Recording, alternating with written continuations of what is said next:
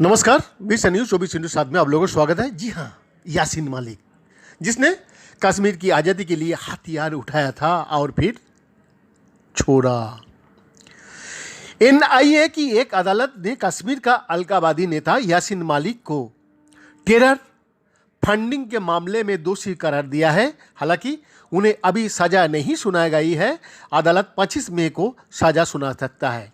साल 1991 में श्रीनगर रिपोर्टिंग के लिए गया हुआ था। दोपहर का एक समय एक भीड़ भाड़ वाली सड़क से गुजर रहा था कि अचानक भागदौड़ मच गया। लोग अपने साइकिल, चप्पल और जूते छोड़कर भागने लगे। गोलियां चारों तरफ से चल रही थी। जान बचाना मुश्किल हो रहा था, लेकिन हिंसा जितना अचानक शुरू हुई थी उसी तरह बंद भी हो गए। जनजीवन मिनटों में सामान्य हो गया। सीमा सुरक्षा बल को एक बंकर में घुस गया था हम लोग। बीएसएफ वाले ने मुझे बाद में बताया कि ये जम्मू कश्मीर लिबरेशन फ्रंट यानी कि JKLF और हिजबुल मुजाहिदीन का बीच टफ वार की एक झलक हो जो लगभग रोज देखने को मिलता है।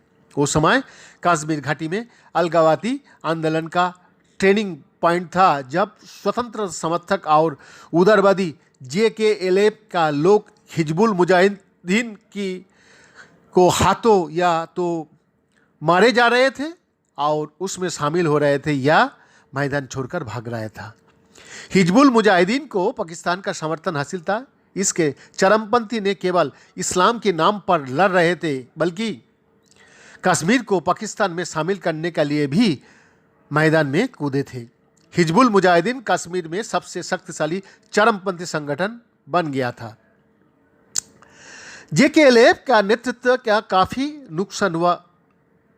अतः 1994 में बंदूक छोड़ दी और कश्मीर की स्वतंत्रता के लिए एक शांतिपूर्ण संपर्क की घोषणा की। उस समय कश्मीर की आज़ादी की मांग करने वाले JKLF का नेतृत्व यासीन मालिक कर रहे थे, जबकि पाकिस्तान समर्थक हिजबुल मुजाहिदीन के कमान सईद सलाहुद्दीन ने पाकिस्तान वाले कश्मीर से संभाल रखी थी।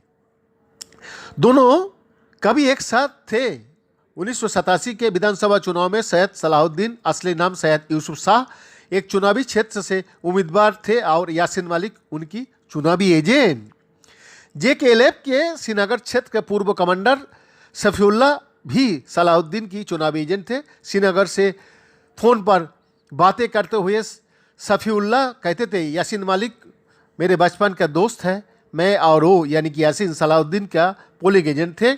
1987 के चुनाव में वो चुनाव हमने 35,000 वोटों से जीत लिया था, लेकिन हमें हरा दिया गया। हम सब गिरफ्तार कर लिए गए। सफीउल्लाह इस बात से खुश थे कि यासीन मालिक का आंदोलन ने दोषी ठहराया। वो उन पर हत्याओं का आरोप लगाते हुए कहते हैं, हमने अपनी सियासत चमकाने के लिए हमारे कई साथियों को ये कहते हुए रास्ते से हटवाया, वो सभी भारत को एजेंट थे। आज अल्लाह ने अगर इसकी सज़ा दी है तो ये इसकी अपने गुनाहों की सज़ा है।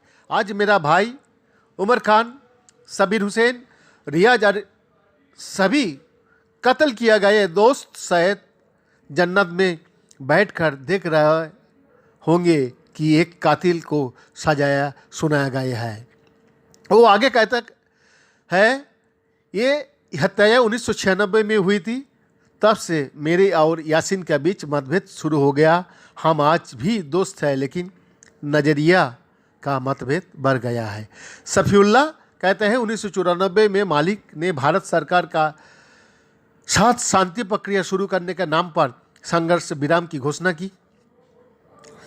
कश्मीरी पंडित का घाटी से पलायन 1990 में शुरू हुआ। उस समय ये धारणा आम था कि यासीन मालिक की अगुवाई में इसमें JKLF आगे है, लेकिन सफीउल्लाह के अनुसार कश्मीरी पंडितों के पलायन के जिम्मेदार हम सब थे। हाल ही में रिलीज हुए विवादित फिल्म कश्मीर फाइल में दो मुख्य खलनायक को कश्मीर घाटी से कश्मीरी पंडित का पलायन का जिम्मेदार ठहराया गया था। बिट्टा कराटे और यासीन मालिक, उन पर वही इल्ज़ाम 1990 का दशक में भी लगाया जाता था। गुरुवार को NIA की एक अदालत ने 2017 का एक टेरर फंडिंग मामले में यासीन मालिक को दोषी ठहराया है। सजा 25 मई की सुनाई जाएगी। मालिक ने अपने खिलाफ लगी आरोप का अदालत में चुनौती नहीं दी। मालिक का विरुद्ध आरोप यह भी था कि उन्होंने स्वतंत्रता संग्राम के नाम पर जम्मू कश्मीर में आतंकवादी और अन्य गैर कानूनी गतिविधियों के लिए धन जुटाने का मकसद से दुनिया भर में एक विस्तृत संरचना और तंत्र स्थापित किया। बैद्यनाथ दास का रिपोर्ट, बिरसा न्यूज़ 24 इंटू 7।